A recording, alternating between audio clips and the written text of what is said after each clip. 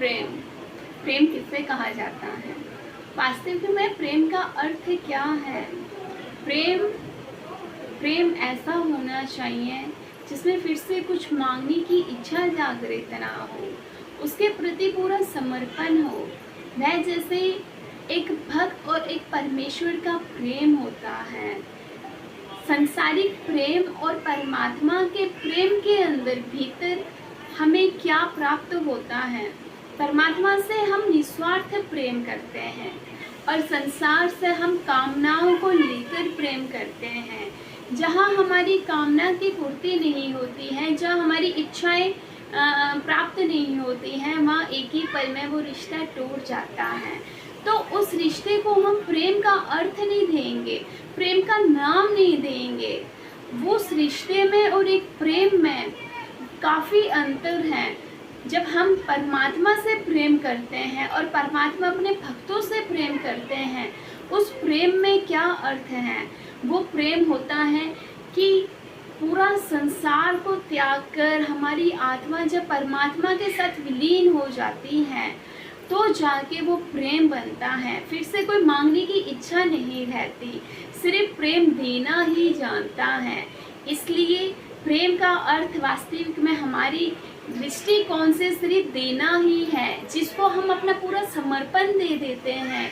फिर से हम बदले में उनसे कुछ मांगे ही ना, प्रेम के बदले प्रेम भी ना मांगे, तो वो प्रेम है। अगर हम किसी से प्रेम करें और हम बोले हमारी ये इच्छा पूरी कर दे, हमारी वो इच्छा पूरी कर दे, हम अपनी कामनाओं की पूर्ति लेने के लिए कामनाओं की इच्छाओं से अगर प्रेम करें तो वो कैसा प्रेम?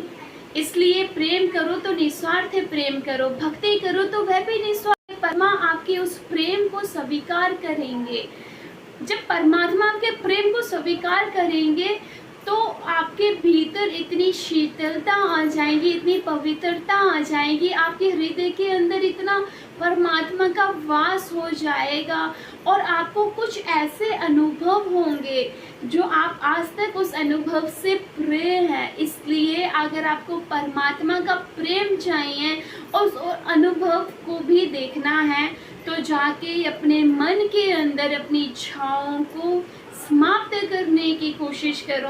क्यों इच्छाएं करते हैं? क्या ले जाना है इस जग से? क्या साथ लेकर आए थे और क्या साथ लेकर जाएंगे? हमारे सखा संबंधी, माता पिता, बीन बंधु, सब कुछ संसार जिसके पीछे आज हम भागते हैं, रोते हैं, तड़पते हैं, लोगों के लिए, संसार के लिए, परिवार के लिए कितना कुछ हम संघर्ष करते हैं और कितना सब कुछ हम कॉम्प्रोमाइज करते हैं एक रिलेशन के अंदर। अंत में जाके वो रिश्ता कहाँ समाप्त हो जाता है? इच्छा से। जिस टाइम जिस व्यक्ति की जो इच्छा पूरी नहीं हुई, जो कामना पूरी नहीं हुई, उसके मन की कामनाएं जब पूरी नहीं हुई, वो रिलेशन उसी समय रिश्ता टूट जाएगा। तो क्यों हम अपना समय व्यर्थ गंवा रहे हैं? क्यों हम परमात्मा से जानते नहीं हैं? क्यों परमात्मा को समझते नहीं हैं? क्यों हम परमात्मा को चाहते नहीं हैं? क्यों हम परमात्मा से प्रेम नहीं करते? जिस दिन हमें परमात्मा से वास्तविक में सच्चा प्रेम हो जाएगा, उसी वक्त आपका इस संसार से मन हट जाएगा। इसलिए अगर आपको मन की शांति चाहिए, आनंद चाहिए, सुख चाहिए, तो सिर्फ जाके हमारे श्री कृष्ण चंद्र महाराज जी, जो कि हमारे कहना जिसे गोपियां गोपियां प्रेम किया करती थी, वैसा प्रेम हमारे परमात्मा को पसंद है। जब रुक्मणी जी श्री कृष्ण महाराज जी के कक्ष में जाके पूछती है कि हे कृष्ण, आप नेत्रों को बंद कर कर किसका ध्यान करते हैं, किसका चिंतन करते हैं, किसका मनन करते हैं? तो जाके श्री कृष्ण महाराज जी कहते हैं कि जैसे एक गोपी हमारा चिंतन करती है, हमारा ध्यान करती है, हमारे में मन लगाती है, हमारा भी ध्यान हमारी गोपियों की तरफ होता है, हमारा मन, हमारी आत्मा गोपियों की तरफ है। इतना प्रेम गोपियाँ किया करती थी। इसलिए अगर कुछ ना हो सके तो आप गोपी गीत को पढ़िए, इतना आपके अंदर भाव जागृत होगा परमात्मा के प्रति और बहुत कुछ शिक्षा भी प्राप्त होगी कि सच्चा प्रेम किसे कहा जाता है। आजकल के लोग जिसे प्रेम कहते हैं वो प्रेम है, या जो गोपियां प्रेम क्या करते करते थे वो प्रेम है।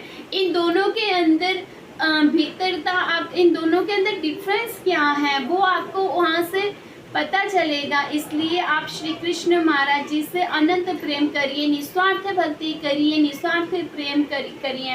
हर एक के अंदर श्री कृष्ण महाराज जी को देखिए, हर एक जीव, पशु, पक्षी, हर एक व्यक्ति के अंदर श्री कृष्ण महाराज जी के दर्शन करिए, तो जाके आपके जीवन में खुशहाली आएगी, प्रसन्नता आएगी। बाकी आपको हमारी तरफ से जय श्री कृष्ण, दंडवत प्रणाम।